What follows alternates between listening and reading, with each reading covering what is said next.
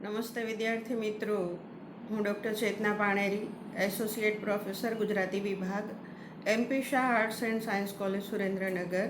મારા વર્ચ્યુઅલ ક્લાસરૂમમાં આપ સૌનું હાર્દિક સ્વાગત છે. ભાષા વિજ્ઞાન સંદર્ભે આપણે વાત કરી રહ્યા છીએ. આ અગાઉના એક એપિસોડમાં આપણે માન્ય ભાષા અને બોલી અને એ સંદર્ભે સામાજિક બોલી ભેદો વિશે વાત કરી હતી. આજે આપણે માન્ય ભાષા અને બોલી આ બંને વચ્ચેનો જે સંબંધ છે, બંને વચ્ચેનો જે ભેદ છે, એને સ્પષ્ટ કરી અને પ્રાદેશિક બોલીઓ વિશે આપણે માત્ર એનું નામકરણ જે છે એ જ જોઈશું. જ્યારે ગુજરાતી ભાષાનો એના ધ્વનિઓ સંદર્ભે, એના સ્વર વ્યંજન સંદર્ભે જ્યારે આપણે વાત કરી લઈશું, એ પછીથી ગુજરાતી ભાષાની પ્રાદેશિક બોલીઓ વિશે આપણે એની ખાસિયતો વિશે, એની વિભિન્નતાઓ વિશે વિગતે વાત કરીશું. આજે આપણે માત્ર માન્ય ભાષા અને બોલી એ બે વચ્ચેના જે સંબંધ છે એના વિશે વાત કરીશું. તો આજનો મારો ટૉપિક છે માન્ય ભાષા અને બોલી વચ્ચેનો સંબંધ. જોઈએ આપણે.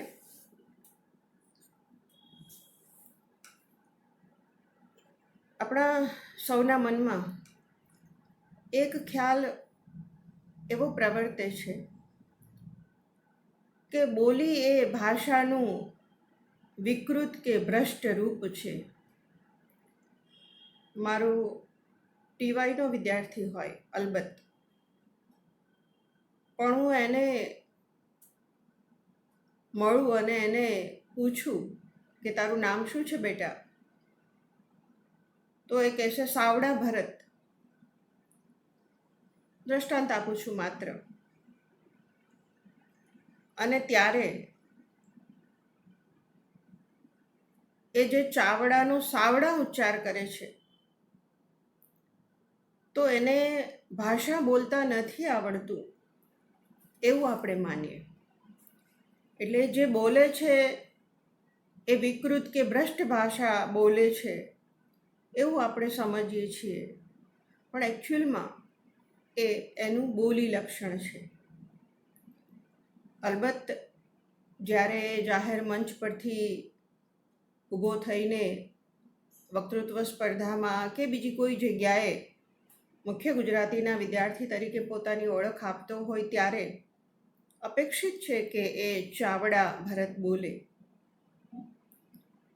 પણ વ્યક્તિગત વ્યવહારમાં એ કદાચ ચાવડાનું સાવડા ઉચ્ચારણ કરે તો એનો અર્થ એ નથી કે એને ભાષા બોલતા આવડતું નથી અથવા તો એ ભ્રષ્ટ ભાષા બોલે છે. તો આવો એક ખ્યાલ સર્વવ્યાપક છે કે બોલી જે છે, બોલી બોલનારો જે માણસ છે એ ભાષાને વિકૃત રીતે બોલે છે અથવા તો બગાડીને બોલે છે. ભાષા બોલતા ન આવડે એટલે બોલી ઉદ્ભવે અને એ રીતે બોલી એ અશુદ્ધ, ઉતરતી અને હલકી ચીજ છે. આવો એક ભ્રામક ખ્યાલ આપણા મનમાં પ્રવર્તતો હોય છે. કોઈ ચરોતરી વ્યક્તિ હોય અને એક કામને બદલે કોમ બોલે, અને કોઈ સુરતી ગોરાજી હોય એ મેં કીધું એના બદલે હું એ કીધું એવું બોલે, તો આપણે કહીશું કે એને ગુજરાતી શુદ્ધ રીતે બોલતા આવડતું નથી. પરંતુ બોલી વિશેનો આ ખ્યાલ જે છે આપણા સૌના મનમાં એ ભ્રામક છે. એમાં વૈજ્ઞાનિક તથ્ય નથી. સામાન્ય રીતે ભાષા અને બોલી વચ્ચે તાત્વિક કે સ્વરૂપગત કશો જ ભેદ નથી. જે ભેદ છે માત્ર વ્યાવહારિક ભેદ છે અથવા કહો કે વિસ્તારનો ભેદ છે. માન્ય ભાષા મોટા વિસ્તારમાં જે કામ આપે છે, બોલી એવું જ કામ નાના વિસ્તારમાં આપે છે. માન્ય ભાષા એટલે એક ભાષા સમાજમાં સામાન્ય વ્યવહાર માટે લખવા વાંચવામાં, રાજ્ય વ્યવહારમાં, શિક્ષણમાં અને શિષ્ટોમાં વપરાતી ભાષા. બોલી અને માન્ય ભાષામાં મુખ્ય ભેદ એ છે કે બોલી પોતાના જન્મસ્થાનના લક્ષણોને જાળવી રાખે છે, અર્થાત જે તે પ્રદેશના લોકો સામાન્ય વ્યવહારમાં સ્થળ વિશેષે લાક્ષણિક ભાષાનો જે ઉપયોગ કરે છે તે બોલી. બહુ જ નાનકડું ગામ હોય અને એ નાનકડા ગામમાં કોઈ બસ દૂરથી આવતી હોય તો એ અશિક્ષિત ગ્રામ્ય પ્રદેશનો માણસ પોતાની બોલીમાં ઓલપાથી બસ આવે છે એ ઓલપા દેખાય, આ એનું બોલી લક્ષણ છે. જ્યારે માન્ય ભાષા જે છે એ આખરે તો કોઈક બોલીનું જ વિકસિત સ્વરૂપ છે અને તે અનેકની જીભે ચડી અને અનોખું ધ્વનિ સ્વરૂપ ધારણ કરે છે.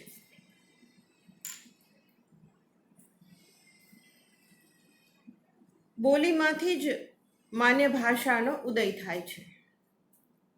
એની પાછળ કોઈ બિન ભાષાકીય કારણો રહેલા હોય છે.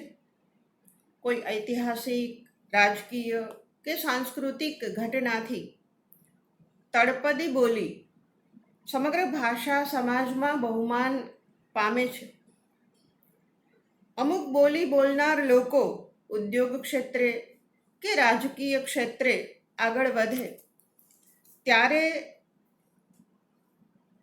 એ લોકોની મહત્તા વધવા સાથે એની બોલીની મહત્તા પણ વધે છે અને આગળ વધી એ માન્ય ભાષા બને છે.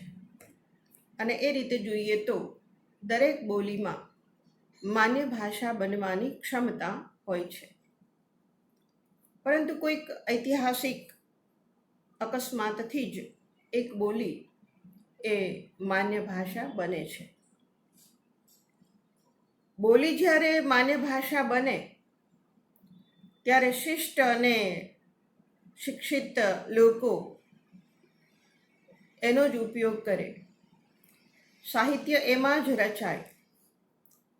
પરિણામે એ બોલી ધીરે ધીરે વિકાસ પામતી જાય અને પોતાના આવા આગવા દુર્ગમ અઘરા તળપદા શબ્દ પ્રયોગો હોય એ પડતા મૂકતી જાય અને બીજી બોલીઓમાંથી અવનવા પ્રયોગોને સ્વીકારી અને એ સર્વગમ્ય બનવાનો પ્રયત્ન કરે છે.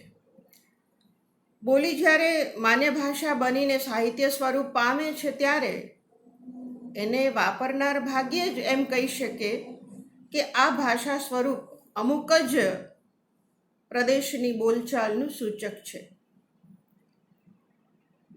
માન્ય ભાષા એ બધાની માલિકીની છે અને એના વિકાસમાં હર કોઈ બોલીનો નાનો મોટો ફાળો હોય છે. અને એ રીતે જોઈએ તો માન્ય ભાષા એક આદર્શ ભાષા સ્વરૂપ છે. સૌ કોઈ બોલે છે તે તો બોલી જ, આપણે સૌ જે બોલતા હોઈએ એ તો બોલી જ બોલતા હોઈએ. તેમ છતાં કેટલાકના વર્ણ સ્વરૂપો એ માન્ય ભાષાની નજદીકના હોય છે. સામાન્ય રીતે દરેક વ્યક્તિ બાળપણની બોલીના લક્ષણો જિંદગીભર જાળવી રાખે છે. એ બોલી પ્રયોગો તેની બોલચાલમાં, તેના વ્યવહારમાં ઠેક ઠેકાણે ડોક્યા કરી જાય છે. બધા બોલી ભેદોને આત્મસાત કરી દઈને અનોખી એવી માન્ય ભાષામાં વ્યવહાર કરતી વેળાએ પણ વ્યક્તિ પોતાની બોલીની અસરમાંથી છૂટી શકતી નથી.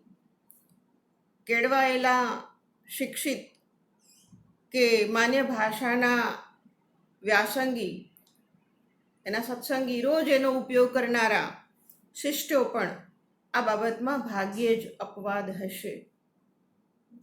એક અધ્યાપક તરીકે જ્યારે હું વ્યાખ્યાન કરતી હોઉં અને મારું વતન સૌરાષ્ટ્ર છે, તો જાણીએ અજાણીએ સૌરાષ્ટ્રની બોલચાલની લઢણ મારી અંદર આવી જશે.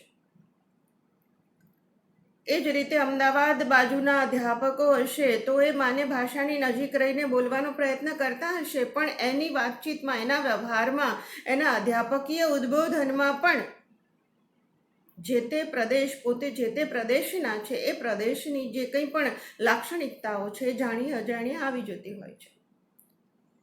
મારી સાથે ચાલો, આવું હું કહું એક અધ્યાપક તરીકે, તો એ તરફનો અધ્યાપક હશે કહેશે મારી જોડે ચાલો. જાણીએ અજાણીએ એ આવી જતું હોય છે. એટલે શિષ્ટો પણ એ બોલીની અસરમાંથી ભાગ્યે જ મુક્ત રહી શકે. માન્ય ભાષા એ ખ્યાલ આમ તો સંસ્કૃતિનો સૂચક છે. જે સમાજ વિકસિત હોય, સુસંસ્કૃત હોય, એને પોતાની માન્ય ભાષા હોય.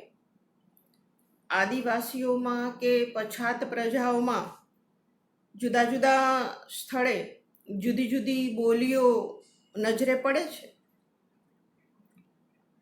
પણ એ બધા ઉપર વ્યાપ્ત એવી કોઈ માન્ય ભાષા હોતી નથી. આદિવાસીઓના જુદા જુદા જૂથો હોય, એની જુદી જુદી ભાષાઓ, બોલીઓ હોય, પણ એના ઉપર કોઈ માન્ય ભાષા ન હોય. એવું પણ બને. જ્યાં મજબૂત સહકારી તાકાત કે મજબૂત સમાજ રચના ન હોય ત્યાં માન્ય ભાષા હોય જ નહીં. માન્ય ભાષા આ રીતે સાહિત્ય અને મજબૂત સહકારી તાકાતથી જીવે છે. સાહિત્ય એને જાળવે છે. સહકાર, સામાજિક સહકાર, સામાજિકોનો સહકાર એમાં ગતિ પ્રેરે છે, એમાં નવા તત્વો ઉમેરે છે. જે પ્રજાઓમાં આવી આવશ્યકતા પેદા ન થઈ હોય ત્યાં માન્ય ભાષા પેદા ન થાય એ સ્વાભાવિક છે. માન્ય ભાષાનો આધાર શિષ્ટો ઉપર છે, સાહિત્ય ઉપર છે. એક માન્ય ભાષા પર જુદી જુદી બોલીઓનું આક્રમણ થાય છે. માન્ય ભાષામાં પરિવર્તન આવવું શરૂ થાય છે. ધીરે ધીરે એ ભાષા સાહિત્યમાં સ્થિર થાય છે. વળી પાછું એવું બને કે વર્ષો પછી એ ભાષા પાછી સાહિત્યમાં જ સ્થિર રહે અને કોઈ બીજી બોલી એ માન્ય ભાષાની જગ્યા લે. આપણે જ્યારે ગુજરાતી ભાષાના વિકાસ ક્રમની વાત કરીશું, એના જુદા જુદા તબક્કાઓની વાત કરીશું, ત્યારે આપણે દ્રષ્ટાંતો સાથે જોઈશું કે ભારતીય આર્ય ભાષા, સંસ્કૃત ભાષા, પછી સંસ્કૃત ભાષામાં માત્ર સાહિત્ય સચવાયું, લોકોની બોલીઓ જે છે એ બદલી, એની બોલચાલની ભાષા, વ્યવહારની ભાષા એ પ્રાકૃત બની. તો મહાવીર, બુદ્ધ એમણે પોતાનો ધર્મોપદેશ જે ભાષામાં લોકો વાતચીત કરતા હતા એ ભાષામાં કરવો શરૂ કર્યો, એટલે પ્રાકૃત એ ધીમે ધીમે માન્ય ભાષા બની. ધીમે ધીમે એમાં સાહિત્ય રચાવા લાગ્યું. વળી એ સાહિત્ય પ્રાકૃતમાં રહ્યું અને બોલચાલની ભાષા બદલી, એટલે એ બોલચાલની ભાષા અપભ્રંશ. વળી અપભ્રંશમાં સાહિત્ય રચાવા લાગ્યું. વળી પ્રદેશ ભેદે બોલી ભેદો ઉદ્ભવ્યા અને એમાંથી સમયાંતરે ગુજરાતી, હિન્દી, મરાઠી, પંજાબી, બંગાળી વગેરે ભાષાઓનો ઉદ્ભવ થયો તો એ માન્ય ભાષા બની. અપભ્રંશ માત્ર સાહિત્યમાં રહ્યો અને ભાષા બદલી ગઈ. તો આ રીતે આપણે જોઈએ કે જુદી જુદી બોલીઓનું આક્રમણ થાય અને માન્ય ભાષામાં પરિવર્તન આવવું શરૂ થાય છે અને ધીરે ધીરે એ ભાષા એ સાહિત્યમાં સ્થિર થાય છે અને વળી પાછી એ ભાષા સાહિત્યમાં જ રહે છે અને બીજી કોઈ બોલી માન્ય ભાષાની જગ્યા લે છે. આપણે દ્રષ્ટાંતો જોયું, દાખલા તરીકે સંસ્કૃત, એમાંથી પ્રાકૃત, એમાંથી અપભ્રંશ, એમાંથી ગુજરાતી વગેરે. ભાષાના ઇતિહાસમાં આ ઘટમાળ એ નિરંતર ચાલ્યા કરે છે. ભૂતકાળની જે અપેક્ષાએ આજે માન્ય ભાષા સ્થિર થઈ જવાની તક ખૂબ ઓછી છે. રેડિયો, ટેલિવિઝન અને ખાસ કરીને મોબાઈલના વપરાશ અને અન્ય ટેકનોલોજીના વિકાસના કારણે માન્ય ભાષાને પણ અસાધારણ વેગ મળે છે. બોલી ઉપર માન્ય ભાષાનો આઘાત થાય છે ત્યારે બોલી ધીરે ધીરે પાછી હટતી જાય છે. બોલી બોલનારા કે ગ્રામીણ પ્રજા એ માને કે અમે ભ્રષ્ટ ભાષા બોલીએ છીએ. કોઈ શિક્ષિત કે શિષ્ટની સાથે એને પોતાની બોલી બોલતા શરમ આવે છે. આપણા દેશમાં જ આવું છે.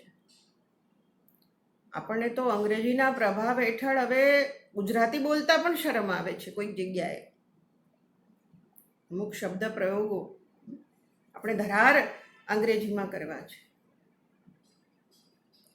જ્યારે અમેરિકામાં પરિસ્થિતિ જુદી છે. ત્યાંનો રહેવાસી ગમે એટલો કેળવાયેલો કે શ્રીમંત હોય તો પણ સામાન્ય રીતે પોતાની બોલી જ બોલવાનું. પોતાની ભાષાનું એ ગૌરવ છે એ રીતે, પોતાની બોલીનું પણ ગૌરવ છે એ રીતે. એટલે મેં અગાઉ પહેલાં દ્રષ્ટાંત આપ્યું તમને કે મારો કોઈ વિદ્યાર્થી ચાવડાની જગ્યાએ સાવડા અથવા તો મારું નામ ચેતનાબેનની જગ્યાએ સતનાબેન બોલશે તો હું પહેલાં તો એને ટોકીશ નહીં, કેમ કે એના બોલી લક્ષણો છે. પણ પછી જ્યારે એ જાહેરમાં આ રીતે, વર્ગખંડમાં જ્યારે આ રીતે વાત કરશે ત્યારે મારે એને પ્રેમથી એ કહેવું જોઈશે કે બેટા, જાહેરમાં જ્યારે મુખ્ય ગુજરાતીના વિદ્યાર્થી તરીકે તું વાત કરે છે, લાસ્ટ યરમાં છે પાછો, તો તારે બોલી અને ભાષા વિશેનો જે ભેદ છે એને લઈ અને માન્ય ભાષાની નજીક બોલવાનો પ્રયાસ કરવો પડે, પ્રયત્ન કરવો પડે. એના માટે ઘણીવાર આપણે જોઈએ છીએ કે બિલકુલ નીચલા સ્તરેથી માણસ આગળ વધ્યો હોય અને એવા શોષિત, પીડિત, નિમ્ન સ્તરના વર્ગમાંથી એ માણસ આગળ આવ્યો હોય ત્યારે એ અધ્યાપક બને છે તો પણ એની બોલીનો પ્રભાવ એના પર એવો જબરો હોય છે કે એ ભાષાની નજીક રહીને બોલવું એના માટે પણ અઘરું પડી જતું હોય છે. એટલે બોલીનો પ્રભાવ આપણા પર એવડો મોટો હોય છે. તો જાહેરમાં જ્યારે બોલતા હોઈએ ત્યારે જાગ્રત રહીએ. બાકી આપણી બોલી, આપણે 6-12 મહિના સૌરાષ્ટ્રમાં રહેનારો વ્યક્તિ ફોરેન જઈને આવે કે મુંબઈ રહીને આવે 1 વર્ષ અને પછી જ્યારે એની બોલીમાં એ ફરક લાવે ત્યારે એમાં જે કૃત્રિમતા જણાય છે, એ પોતાના વતનના લોકો સાથે ફરી પાછો જ્યારે ત્યાં આવીને વાત કરે છે ત્યારે જો એ એની બોલી લક્ષણો નહીં જાળવીને બોલે તો લોકો એને કહેશે કે તું તો સુધરી ગયો, અને કહેનારા તો બગડી ગયો એમ પણ કહેશે. આત્મીયતા જે છે માણસની, એ પોતાની બોલીમાં જ્યારે પોતે વાત કરે છે ત્યારે જ એ આત્મીયતા આપણે અનુભવી શકીએ છીએ. એટલે બોલીની એ વિશેષતા છે. વાસ્તવમાં કોઈ બોલી એ અશુદ્ધ નથી કે કોઈ બોલી હલકી નથી. હવે આપણે માન્ય ભાષા અને દૂર દૂરની જે બોલીઓ છે એને સમજવા માટે એક આકૃતિની મદદ લઈએ. માન્ય ભાષા અને દૂર દૂરની બોલીઓને સમજવા માટે આપણે આ નીચેની આકૃતિનો ઉપયોગ કરીએ. જોઈએ આપણે નીચેની આકૃતિમાં જે ક્ષ છે એ માન્ય ભાષા છે અને ક, ખ, ગ, ઘ એ બોલીઓની જુદી જુદી અવસ્થાઓ છે. અથવા કહો કે એ જુદા જુદા સ્તરે બોલાતી બોલીઓ ના દ્રષ્ટાંતો છે. આકૃતિમાં જે A1, A2, A3 એ વંચાય છે એ જે ગુજરાતી ભાષા પ્રદેશો છે એની બોલીઓ છે. દાખલા તરીકે સૌરાષ્ટ્રી, ચરોતરી અને સુરતી. તો એ આપણે સમજવાનું છે. આ ભાષા, આ આકૃતિ, ભાષા અને બોલીને સમજવા માટે આ આકૃતિનું વિગતે આપણે વિવરણ કરીએ.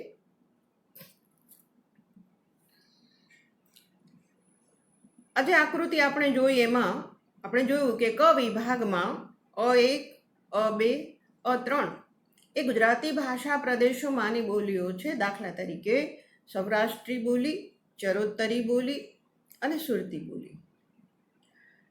હવે જે ક કક્ષા છે, જે આપણે ક લખ્યું છે, એ ગ્રામીણ વિસ્તારની બોલી છે. એટલે દાખલા તરીકે હું સુરેન્દ્રનગરમાં તો 2 વર્ષથી છું અને એમાં 1.5 વર્ષથી તો લોકડાઉનમાં છીએ આપણે. એટલે સૌરાષ્ટ્રના ગ્રામ્ય પ્રદેશના દ્રષ્ટાંતો લઈને તમારી સામે હું વાત કરું કે નાનામાં નાનું ગામ છે જુનાગઢ જિલ્લો. જુનાગઢ જિલ્લાનું એક તાલુકો તાલાળા અને તાલાલાનું એક નાનકડું ગામ એ સાસણથી એ નાનકડું એક ગામ, સાસણમાં અમૃતવેલ જેવું નાનકડું ગામ. તો અમૃતવેલના જે અશિક્ષિત લોકો છે નાનકડા ગ્રામ્ય પ્રદેશના, એ જે બોલી બોલે છે એ ક પ્રદેશની બોલી છે. એટલે ક એ ગ્રામીણ વિસ્તારની બોલી છે. એની ઉપર ખમાં જ્યારે આપણે આવીએ છીએ ત્યારે ખ એ પ્રાંતિક બોલી છે. એટલે કે જે તે પ્રદેશની પ્રાંતીય પ્રજાની એ બોલી છે. પ્રાંતીય એટલે તાલુકા લેવલની આપણે ગણીએ તો સાસણ કે તાલાળાના લોકો જે હોય એ બોલતા હોય એ ખ કક્ષાની બોલી છે. ક એકદમ ગ્રામ્ય સ્તરની, એની ઉપર ખ એ પ્રાંતીય સ્તરની અને એની ઉપર ગ એ સામાન્ય કેળવાયેલા શહેરી વિસ્તારના ગુજરાતીની બોલી છે. એટલે કે જુનાગઢ, આણંદ અને સુરતની પ્રજાનું એ ઉચ્ચારણ છે. ગ લેવલનું જે છે એ. આ ત્રણેય કક્ષામાં ક, ખ અને ગ વિસ્તારમાં અન્ય બોલી ભેદો છે. ફેર એટલો જ છે કે જેમ ઉપર જઈએ તેમ બોલીની તળપદી લાક્ષણિકતાઓ ઓછી થતી જાય છે.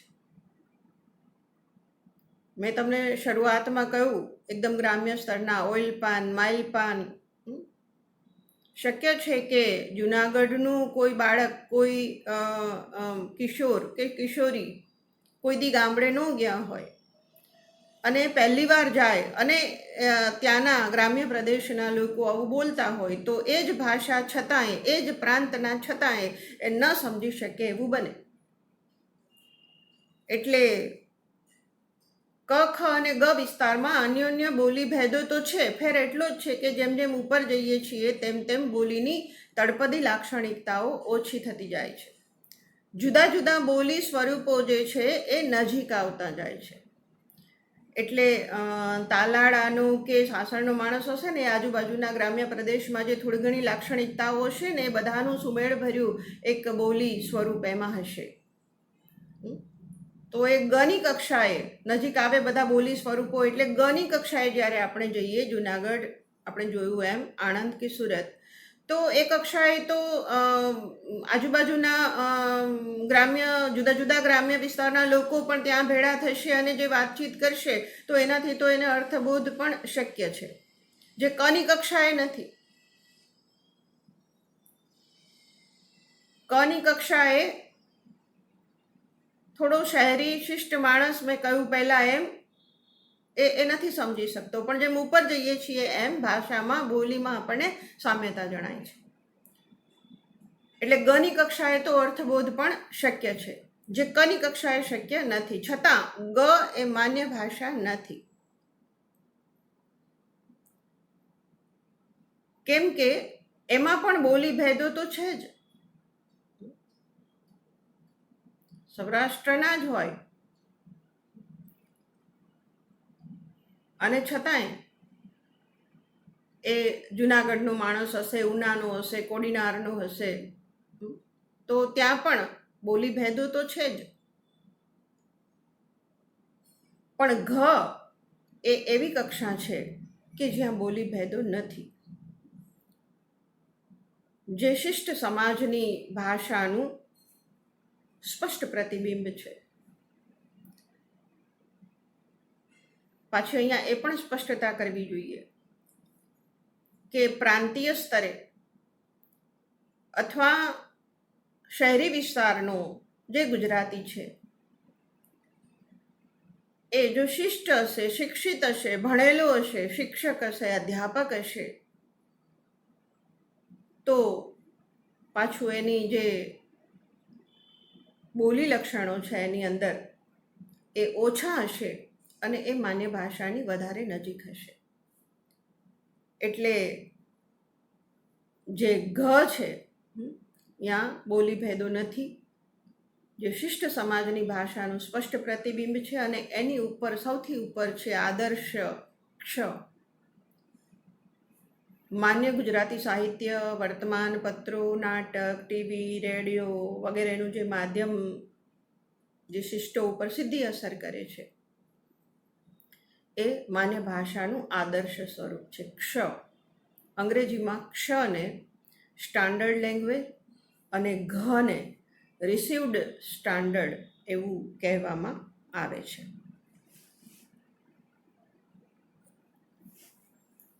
આ માન્ય ભાષા અને બોલી વચ્ચેનો આપણે સંબંધ જોયો અને એ સંબંધને આધારે થોડાક એના ભેદો તારવવાની કોશિશ કરીએ. સંબંધોમાં પણ ભેદની વાત આવી જ જાય છે, પણ સ્પેશિયલી માન્ય ભાષા અને બોલી વચ્ચેનો જે ભેદ આપણે તારવવાનો પ્રયત્ન કરીએ તો એમ કહી શકાય કે ભાષાનું ક્ષેત્ર જે છે વિશાળ છે, એનો વિસ્તાર એ વિસ્તૃત છે, અને બોલીનું ક્ષેત્ર જે છે એનું પ્રાદેશિક ક્ષેત્ર જે છે એ મર્યાદિત છે. મર્યાદિત ક્ષેત્રમાં બોલાય છે અને ભાષા એ વિશાળ ભૌગોલિક પ્રદેશમાં એ બોલાય છે. એક ભાષાને અનેક બોલીઓ હોઈ શકે, દાખલા તરીકે ગુજરાતી, એને અનેક બોલીઓ હોઈ શકે, બાર ગાવે બોલી બદલાય, જોઈશું આપણે, હોઈ શકે, પરંતુ બોલીમાં એકથી વધારે ભાષા હોઈ શકે નહીં. એક ભાષાને એકથી વધારે બોલીઓ હોઈ શકે, પણ એક બોલીને એકથી વધારે ભાષાઓ હોઈ શકે નહીં. એક ભાષાની બે બોલીઓ એ બે ભગીની બોલીઓ કહેવાય, એક જ ભાષામાંથી ઉદ્ભવી હોય. એવી ભગીની બોલીઓ બોલતી વ્યક્તિઓની બોલી ધ્વનિ, રૂપ વગેરેની દ્રષ્ટિએ સમાન ન હોવા છતાં એ બેઉ વ્યક્તિઓ પરસ્પર વાત કરી શકે છે. અર્થાત જુદી જુદી બોલીઓ એક જ ભાષાના સંતાન હોય એમની બોલીઓ બોધગમ્ય હોય છે. દાખલા તરીકે ગુજરાતની જે પ્રાદેશિક બોલીઓ હમણાં આપણે જોઈશું તો સૌરાષ્ટ્રી બોલી અને પટણી બોલી કે સુરતી બોલી, તો સૌરાષ્ટ્રનો અને સુરતનો માણસ પરસ્પર ગુજરાતીમાં વ્યવહાર કરી શકે છે. એ બે નું જે શબ્દ ભંડોળ છે કદાચ અલગ હોઈ શકે, એની વ્યાકરણગત વ્યવસ્થા જે છે એ થોડી અલગ હોઈ શકે, એના ઉચ્ચારણો થોડાક અલગ હોઈ શકે, છતાં પણ એ બે બોલી, ચાહે એ પટણી બોલી હોય, ચરોતરી બોલી હોય, સુરતી હોય કે સૌરાષ્ટ્રી હોય, તો એ બધા જ અંદરો અંદર વ્યવહાર તો કરી શકે છે, એટલે પરસ્પર વાત કરી શકે છે. અર્થાત જુદી જુદી બોલીઓ એક જ ભાષાના સંતાન હોય, કારણ કે આ ગુજરાતી ભાષાના સંતાન છે આ ચારે, તો એ એમની બોલીઓ અંદરો અંદર એકબીજાના પરસ્પરના વ્યવહારમાં બોધગમ્ય એટલે સમજી શકાય એવી હોય છે. માન્ય ભાષા શિક્ષણ, સાહિત્ય અને શાસન જેવા મહત્વના કાર્યોમાં પ્રયોજાય છે, જ્યારે લોકબોલી જે છે એ આમ પ્રજાના રોજિંદા વ્યવહારમાં, વાતચીતમાં અને એના લોક સાહિત્યમાં પણ એ પ્રયોગાતી જોવા મળે છે. ભાષાનું માન્ય રૂપ હોય છે, બોલીનું નહીં. એટલે ગુજરાતી ભાષા હોય તો એનું ચોક્કસ નિયમન તંત્ર હોય, પણ બોલીને આવું નિયમન તંત્ર લાગુ પડતું નથી. ત્યાં એ બોલીનું આવું કોઈ નિશ્ચિત તંત્ર એ હોતું નથી. ભાષા એ બોલીની સરખામણીએ વધારે પ્રતિષ્ઠિત હોય છે, તેથી ઔપચારિક વ્યવહારમાં ભાષાનો જ વ્યવહાર એ થતો હોય છે. એટલે ભાષાની નજીક રહીને, માન્ય ભાષાની નજીક રહીને મેં કહ્યું એમ મોટા ભાગના માણસો એ જે શિક્ષિત છે એ બોલીની સરખામણીએ માન્ય ભાષા પ્રતિષ્ઠિત હોઈને પોતાનો વ્યવહાર જે છે એ માન્ય ભાષાની નજીક રહીને જ કરશે.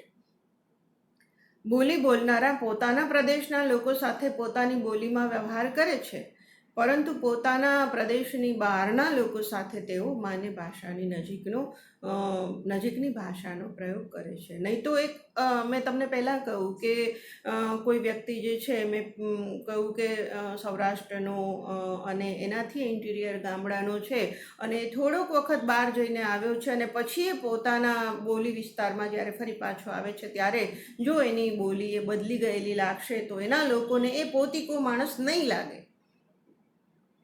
એટલે એ બહાર નીકળે ત્યારે માન્ય ભાષાની નજીક રહીને વાત કરે, બરાબર છે, પણ જ્યારે પોતાની બોલી બોલનારા પ્રદેશના લોકો સાથે જ્યારે આવે છે ત્યારે એ પોતાની જ બોલીમાં વ્યવહાર કરતા હોય છે. એટલે માન્ય ભાષા અને બોલી આ રીતે કોઈ બોલી એ ભાષાનું વિકૃત સ્વરૂપ નથી, ભ્રષ્ટ રૂપ નથી, બગડેલું રૂપ નથી. એ આપણે અહીંયા સ્પષ્ટ કરવાનો પ્રયત્ન કર્યો.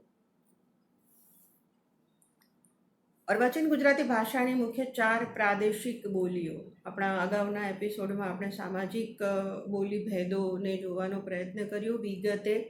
ઉપશિષ્ટ બોલી ને ગુપ્ત બોલી ને ધંધાદારી બોલી અને નિષિદ્ધ પ્રયોગો, આ 4ની વાત આપણે ત્યાં કરી હતી. અહીંયા પ્રાદેશિક બોલીઓ જે છે અર્વાચીન ગુજરાતી ભાષાની, એમાં ઉત્તર ગુજરાતની પટ્ટણી બોલી જે પાટણ, સિદ્ધપુર, મહેસાણા વિભાગમાં બોલાય છે. મધ્ય ગુજરાતની ચરોતરી બોલી જે ખેડા, નડિયાદ, આણંદ વગેરે જગ્યાએ બોલાય છે. દક્ષિણ ગુજરાતની સુરતી બોલી જે સુરત અને એની આજુબાજુના વિસ્તારમાં બોલાય છે. અને ચોથી કાઠિયાવાડ કે સૌરાષ્ટ્રની સૌરાષ્ટ્રી બોલી જે સૌરાષ્ટ્રમાં બોલાય છે અને જેના ઝાલાવાડી, હાલારી, ગોહિલવાડી, સોરઠી ઇત્યાદિ પેટાભેદો છે. ઝાલાવાડી સુરેન્દ્રનગર, ઝાલાવાડ પ્રદેશમાં બોલાય. હાલારી, હાલાર એટલે જામનગર પ્રદેશમાં બોલાય. ગોહિલવાડ એટલે ભાવનગર ની આસપાસ બોલાય. અને સોરઠી કહેતા જુનાગઢની આસપાસ આ કાઠિયાવાડ કે સૌરાષ્ટ્રી બોલીના પેટાભેદો છે. એટલે આ જે 4 પ્રાદેશિક બોલીઓ છે એની પણ એક બોલીની વિગતે વાત, એક બોલીનો એક એપિસોડ થશે. એની ધ્વનિ ભંડોળ વિષયક ખાસિયતો, એની વ્યાકરણ વિષયક ખાસિયતો, એની શબ્દ ભંડોળ વિષયક ખાસિયતો, આ એક બોલીની આપણે અલગથી બહુ જ વિગતે વાત કરીશું. આપણા ગુજરાતી ભાષાના ઉદ્ભવ, વિકાસ અને ગુજરાતી ભાષાના ધ્વનિઓ, સ્વરો, વ્યંજનો આ બધો જ અભ્યાસ કર્યા પછી આપણે આ પ્રાદેશિક બોલીઓ વિશે વાત કરીશું, તો તમે એને વધારે સ્પષ્ટતાથી સમજી શકશો. અહીંયા માત્ર આપણે માન્ય ભાષા અને બોલીની વાત કરતાં ગુજરાતી એ માન્ય ભાષા અને ગુજરાતી માન્ય ભાષાની મુખ્ય 4 પ્રાદેશિક બોલીઓ છે એની માત્ર નોંધ લીધી.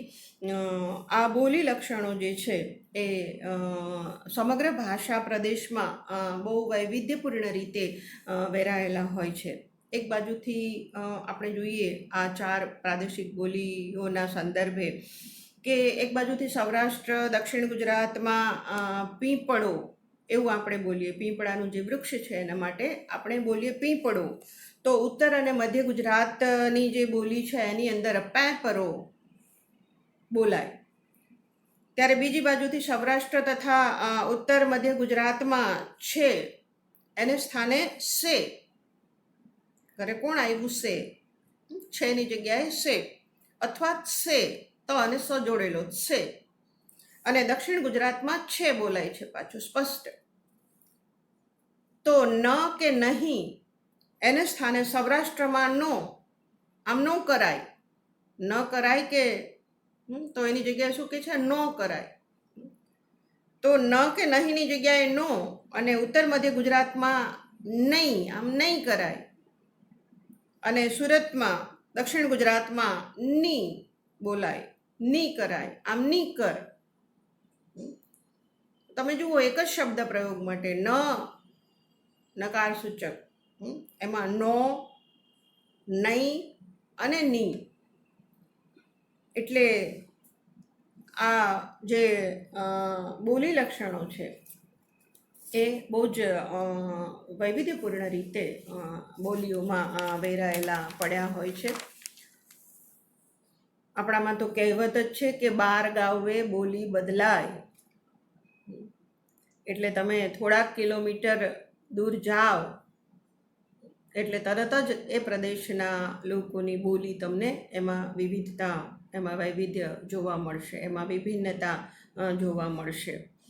એટલે 12 ગાવે બોલી બદલાય એ ઉક્તિ અનુસાર અનેક બોલીઓ બોલતો જે આપણો ભાષા સમાજ છે એ જાણે રંગબેરંગી રેશમના દોરાથી ભરત ભરેલી ચાદર હોય એવો લાગે છે. કુદરતી રીતે આમ જોઈએ તો બોલીઓ કે બોલીઓના વિભાગો હોતા નથી. આમ છતાં ઐતિહાસિક, સાંસ્કૃતિક, રાજકીય કે વહીવટી દ્રષ્ટિએ દરેક પ્રદેશમાં ભિન્ન ભિન્ન બોલી ભેદો ઊભા થયા છે. બોલી ભેદોનો આ ખ્યાલ ભાષા અને બોલીના અભ્યાસ માટે આપણને ઉપયોગી થઈ શકે. એટલે અહીંયા આપણે માન્ય ભાષા અને બોલી વચ્ચેનો સંબંધ, એ સંબંધમાંથી સ્ફુટ થતા એના ભેદો અને ગુજરાતી ભાષા, માન્ય ભાષા જે છે એની મુખ્ય 4 પ્રાદેશિક બોલીઓનો અછડતો ઉલ્લેખ કરી અને મારો આજની વાત હું અહીંયા પૂર્ણ કરું છું. પ્રાદેશિક બોલીઓ વિશે મેં કહ્યું એમ પછીથી આપણે વિગતે વાત કરીશું. આજનું મારું કામ અહીંયા હું પૂર્ણ કરું. ફરી મળીશું. આભાર.